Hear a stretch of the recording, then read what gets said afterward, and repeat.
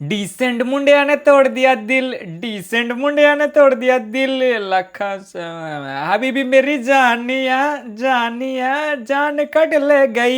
জানি আমি গানটা ভুল গিয়েছি, পুরোপুরি গাইতে পারিনি, বাট ইনস্টাগ্রাম খুললি ফিডে এই গানের রিল আছে একদম, বুঝলে তো? ওই জন্য গানটা দিয়ে আজকে শুরু করলাম। তোমাদের ভিডিও আসছে, আরে সেম সেম ফিডগুলো, আরে একই লোক, বুঝলে তো? কেমন লাগলো ম্যাচ? আশা করি ভালো লেগেছে। ফাইনালি বহুত দিন পরে একটা হালকা থ্রিলার ম্যাচ দেখতে পেলাম। হালকা নয়, ভালোই থ্রিলার ছিল।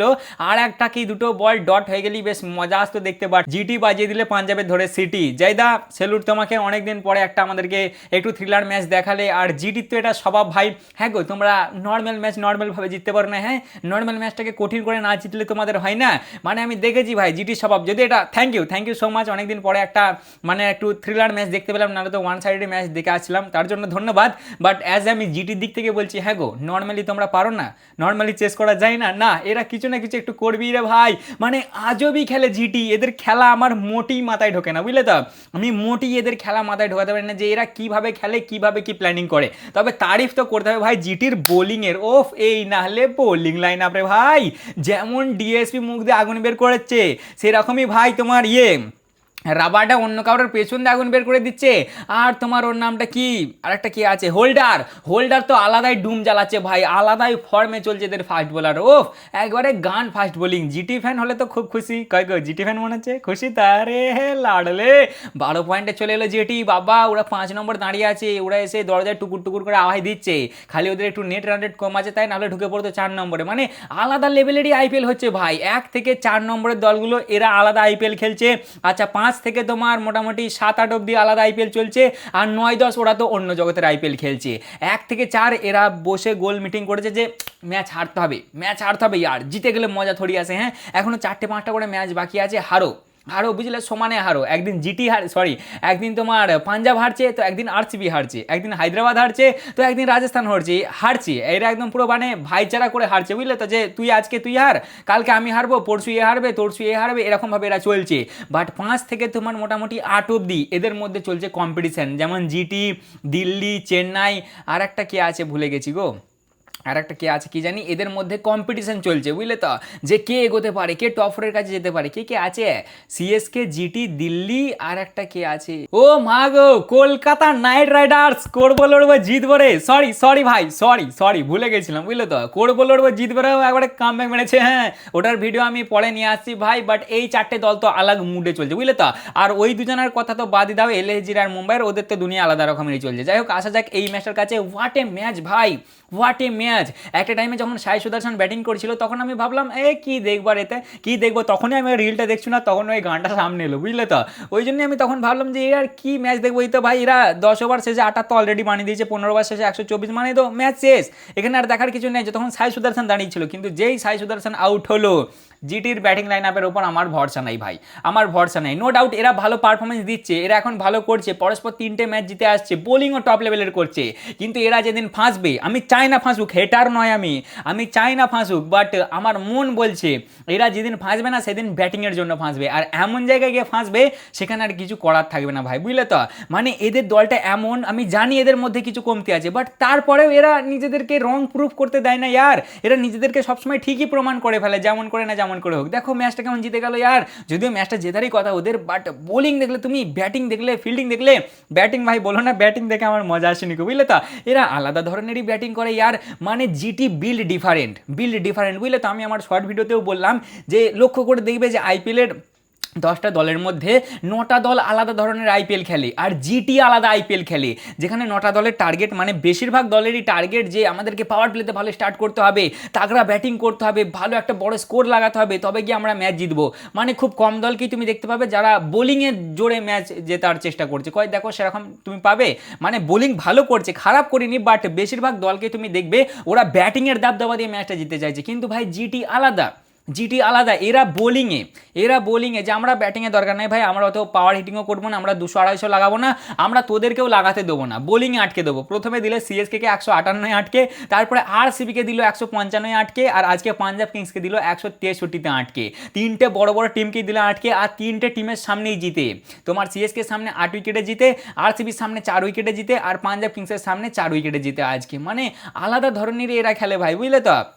এক টাইমে মনে হয় যে এইবার ফাঁসবে, কেউ না কেউ এসে ঠিক দাঁড়িয়ে যায় আর তুলেই দেয় ভাই এদেরকে, বুঝলে তো। যাই হোক আমি খুশি, এরা ভালো পারফরমেন্স দিয়েছে ভাই, আরও এগিয়ে যাক, আরও ভালো পারফরমেন্স দিক। বাট মন গাইছে যে নজর লাগাচ্ছি না আমি, বাট আমার মন বলছে, তোমরা এটা বিশ্বাস করবে তো জিটি পালারা বলো, এই ম্যাচটা আরও 2-1 ওভার আগে শেষ হওয়ার কথা ছিল না, মানে এত দূর চলে আসার কথা। এই ম্যাচটা জিটির কমফর্টেবলভাবে জেতা উচিত ছিল, মানে মিনিমাম তোমার, আমি ভালোর জন্য বলছি যে কমফর্টেবলভাবে জেতা উচিত ছিল ভাই। ম্যাচের শুরুতে আমার মনে হয় সাই কিশোর, যতটা আমার মনে আছে, সাই কিশোর সেই তোমার 10 ওভার বা 12 ওভারের দিকে একটা করে আসে না ড্রেসিং রুম থেকে লোক দে মাইক ধরে কথা বলে, সাই কিশোরকে জিজ্ঞাসা করছিল, সাই কিশোর বলছে যে তুমি এখান থেকে কতটা দেখছো পাঞ্জাব কিংসের স্কোর, বা কত হলে তোমাদের মনে হয় যে আটকাতে পারবে বা ভালো হবে। ও তখন বলে, আমি ট্রোল করছি না ওকে, ও জাস্ট বলে যে এখান থেকে 110 120 মানে আন্ডার 100 বা 120-তে আটকে ফেললে খুব ভালো, যে সেই রানটা আমরা যদি তাড়াতাড়ি চেস করে ফেলি তাহলে আমাদের নেট রান রেট একটু প্লাস হবে, মানে নেট রান রেটটা আমরা একটু ভালো করতে পারবো। কিন্তু এটা কি ছিল, এটা ছিলটা কি, যেখানে তোমরা পাওয়ার প্লে শেষে অলরেডি 58 রান হয়ে গেছে, তার মানে আর কত রান থাকে, 110 রান, 15 ওভার লাগিয়ে দিচ্ছ তোমরা 110-20, আমি হিসেব গন্ডগোল করছি, হ্যাঁ ভাই আমি জাস্ট আন্দাজে বলছি, তোমরা ওই 110-20 বানাতে 15 ওভার লাগিয়ে দিচ্ছ, হ্যাঁ আর কি হচ্ছে তোমরা ভাই শক্ত নরম ম্যাচগুলোকে এত কঠিন করে জিততে পারো, হ্যাঁ এরা ফাঁসবে ভাই। আমার মন গাইছে যে এদের যেদিন ফাঁসবে না, এরা ব্যাটিংয়ের জন্য ফাঁসবে, বুঝলে তো। মানে রাহুল তেবাতিয়াকে কেউ বোঝাও যে আর লকডাউন নেই কো ভাই, লকডাউন কেটে গেছে। আমি খালি ভাবছি এখানে যদি আজকে না দাঁড়াতো, তোমার এই কি ওয়াশি না দাঁড়াতো, তাহলে কি হতো তোমাদের, হতোটা কি, প্রথমত গিলদা আগেই চলে গেছে, বাটলার ওর কাজ মোটামুটি করে দিয়ে গেছে, তারপরে নিশান সিদ্ধু এসেছিল সেও টুকটাক করে দিয়ে গেছে, সাই একটা ভালো পারফরমেন্স দিয়েছে, রাহুল আছে, আচ্ছা ইয়ানসান বোলিং, ইয়ানসান কেন সরি জেসন হোল্ডার বোলিং ভালো করছে, ফিল্ডিংও ভালো করছে, বাট ব্যাটিংয়ে আমি ওর সেরকম কন্ট্রিবিউশন দেখতে পাচ্ছি না, বুঝলে তো। আজকে তো আবার এদের লেজেন্ড শাহরুখ খানকে বসিয়ে দিয়েছে ভাই, বুঝলে। মানে মোটামুটি একটা ওভারঅল দেখতে গেলে ম্যাচ ভালো হয়েছে, বাট জিটির দিক থেকে দেখলে আমি বলবো যে জিটিকে আর একটু ভালো পারফরমেন্স দিতে হবে, ঠিক আছে। মানে ওরা সবই ভালো করছে, বাট ব্যাটিংটা আমার মনে হচ্ছে একটু যেন নড়বড়ে হয়ে যাচ্ছে জিটির, এর থেকে আর একটু বেটার করতে হবে, নাহলে পরে গেলে জিটি ফাঁসতে পারে, মানে পরে গিয়ে। আর এরপরে যদি আসি পাঞ্জাব কিংসের কাছে, এ তো বললাম তোমাদেরকে ভাই যে এরা গোল মিটিং আলাদা করে টেবিল বসিয়েছে, এরা ডিসাইড করেই ফেলেছে যে আমরা 4 জনে আলাদা লেভেলের এখন পারফরমেন্স দেবো, আমরা এখন ম্যাচ হারবো সমানে ভাই। আর যারা প্রথমে 6-7টা ম্যাচে একটাও ম্যাচ হারলো না, তারা পরস্পর দুটো হেরে গেল ইয়ার, প্রথমে রাজস্থানের কাছে আই থিঙ্ক, আর আজকে হারলো পাঞ্জাব কিংসের কাছে, ইয়ের কাছে, তোমার গুজরাট টাইটান্সের কাছে। আজকের ম্যাচটাতে এরা কী ধরনের ব্যাটিং করলে বলো দেখি, হ্যাঁ কী ধরনের ব্যাটিং করলে, কিছু খেয়েই খুঁজে পেলে না। আসলে ভাই দোষ ওদেরকে দিলে হবে না, জিটির পেস বোলিং খুবই ভালো বোলিং করেছে, ওরা কাউকেই টিকতে দিচ্ছে না, বুঝলে তো, না আরসিবি না সিএসকে আর নাই তোমার পাঞ্জাব কিংস, ওরা সবাইকার সামনে ওদের পেস বোলিং বিশাল বল করছে, বিশাল। আর আমার মনে হচ্ছে এরা ভাই পিচ নিজেদের অনুযায়ী বানাচ্ছে, বুঝলে তো, যদিও সেটা ভাই তাদের ব্যক্তিগত ব্যাপার, তারা বানাতেই পারে, তাদের ঘরের ম্যাচ একটু তো ওখান থেকে তারা বেনিফিট নেবে। ওরা মনে হচ্ছে ভাই ওদের অনুযায়ী পিচ বানাচ্ছে তো। আর ফাস্ট বোলারগুলো একবারে সেই মনে হচ্ছে যেন অস্ট্রেলিয়ায় বোলিং করছে ভাই, বোলিং রাবাডার বোলিং দেখো, ডিএসপির বোলিং দেখো, ডিএসপি তো মুখ দিয়ে আগুন বের করছে, আর রাবাডা অন্য লোকের পেছন দিয়ে আগুন বের করে দিচ্ছে। আর তোমার হোল্ডার তো ও তো বললাম আলাদাই লাইট জ্বালাচ্ছে। তারপরে ভাই আজকে ম্যাচ ছিল তোমার জিটি এবং পাঞ্জাব কিংসের মধ্যে, যারা এখনো সাবস্ক্রাইব করে নেবে অবশ্যই সাবস্ক্রাইব করে নেবে, আর যারা ফেসবুকে দেখছো অবশ্যই ফলো করে নেবে, ঠিক আছে। আর যারা এখনো লাইক করেনি অবশ্যই লাইক করে নেবে। দুটো ম্যাচ হয়েছে আজকে, দুটো প্রেডিকশনে আমার ভুল, আমি কি করবোটা কি ইয়ার, কেন ভুল হচ্ছে আমার, আমি বুঝতে পারছি না ভাই। এতদিন করেছিলাম সব ঠিকই হচ্ছিল, আন্দাজে মারছি। যাই হোক ভাই যারা এখনো সাবস্ক্রাইব করে নেবে, ঠিক আছে। বেশি ডিটেলসে যাচ্ছি না, আমি দুটো ম্যাচ হয়েছে, দুটো দিয়ে আমার প্রেডিকশন ভুল হয়েছে, কালকে আমার মনে হয় প্রেডিকশন ঠিক হবে। যাই হোক শর্টকাটে মেরে দিচ্ছি, ঠিক আছে, নাহলে ভিডিও আপলোড করতে অনেক লেট হয়ে যাচ্ছে। প্রথমে যদি আসা যায় প্রথমের দিকে তোমার পাওয়ার প্লেতে, ডিএসপির বোলিং প্রথম ওভারই, এই যে পাঞ্জাবের আজকে ভাই ওপেনার দুটো দাঁড়াতে পারিনি, ওই জন্য সেরকম এদের আজকে স্কোর হয়নি, বুঝলে তো। আমার যেটা মেন কারণ মনে হলো আর কি, তোমার প্রথমেই 2 নম্বর বলে ডিএসপি অ্যারেস্ট করলে আরিয়াকে, 2 বলে 2 রান বানিয়ে আরিয়া আউট, আর তারপরে 3 নম্বর বলে তোমার অ্যারেস্ট করলে কনলি তোমার 1 বলে 0 রান বানিয়ে আউট, দুটো ব্যাক টু ব্যাক উইকেট। তারপরে 6 নম্বর ওভারে রাবারটা এলো, প্রাপ সিমরানকে ও অ্যারেস্ট করে ফেললো, 14 বলে 15 রান বানিয়ে প্রাপ সিমরানও আউট হয়ে গেল ভাই। 152 স্পিড ছিল এই বলটাতে, যেটা আউট করলো না 152 স্পিড ছিল, এবং 6 ওভারে রাবারটা মেড ইন উইকেট নিল একটা, মানে মেড ইন ওভারওয়ালা উইকেট, মানে ফাস্ট বলাররা এদের জাস্ট ফাটিয়ে দিচ্ছে, আউটস্ট্যান্ডিং। পাওয়ার প্লে শেষে পাঞ্জাব কিংসের 35 রানে 3টে উইকেট, যারা ভাই 265 চেস করে দিলে দিল্লির সামনে 264, তারা ভাই পাওয়ার প্লেতে 35 রানে 3টে উইকেট, মানে জাস্ট টপ লেভেলের বোলিং, বুঝলে তো। তারপরেই তোমার 7 নম্বর ওভারে হোল্ডার আসে, হোল্ডারও হেভি পারফরমেন্স দিচ্ছে, হেভি বোলিং করছে, ও রাবাডাকে আর দেখে কি বলে তোমার সিরাজ দেখে ও ফর্মে চলে এসছে। ও প্রথমে অ্যারেস্ট করে ফেলে নেহালকে, মানে এরা নেহালকে কী জন্য খেলাচ্ছে, আমি তো নেহালের পারফরমেন্স দেখতে পাচ্ছি না কিছু ভাই, নেহালের তো আমার কিছুই পারফরমেন্স চোখে ঠেকছে না, একে নিয়ে সেরকম কেউ কিছু বলছেও না। নেহাল আজকেও 6 বলে 0 রান বানিয়ে আউট। যাই হোক ওদের প্লেয়ার ওরা বুঝবে।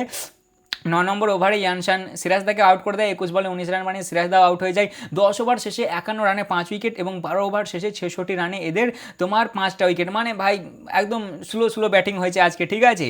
13 নম্বর ওভারে আরশাদ আসে, 15 রান খায়। এই 13 নম্বর ওভারটাই সিয়ান্স সেটগে এসেছিল, আই থিঙ্ক শ্রিয়াংশ সেটগে এসেছিল, ও ভাই সাহেব একটা বেশ কামব্যাক করিয়েছিল, আর তার জন্যই ওরা এই 163 অব্দি আসতে পেরেছিল।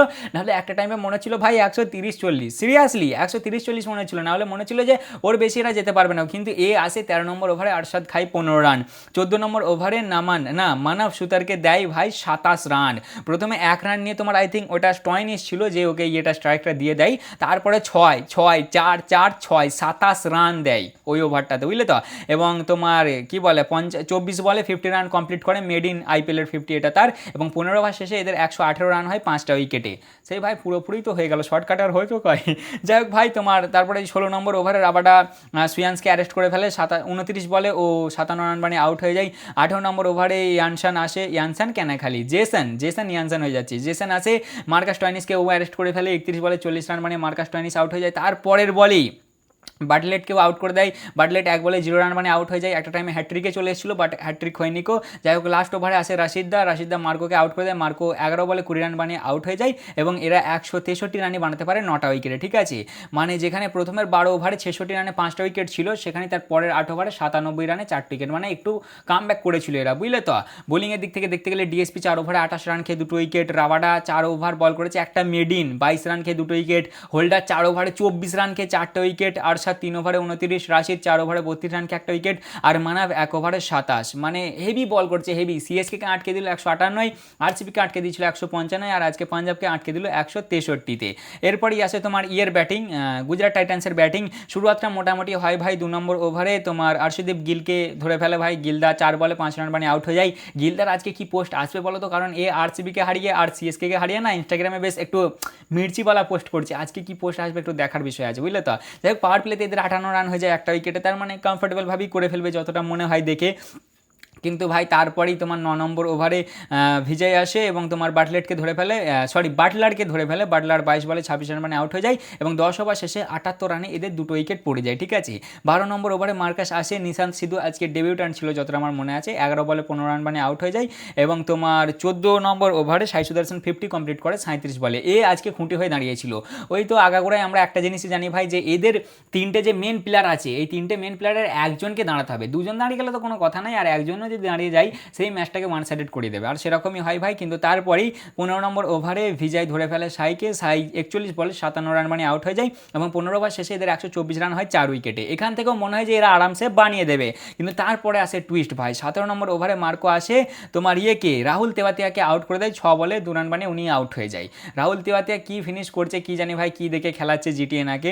যাই হোক, তারপরেই তোমার 19 নম্বর ওভারটাই, 19 নম্বর ওভারটা আরসিদীপ পাজি হেভি বোলিং করে, আরসিদীপ পাজি আসে, জেসন হোল্ডারকে আউট করে দেয়, 7 বলে 5 রান মানে ও আউট হয়ে যায়। কর্নলি একটা হেভি ক্যাচ নেয় এবং জাস্ট 6 রানই খায়।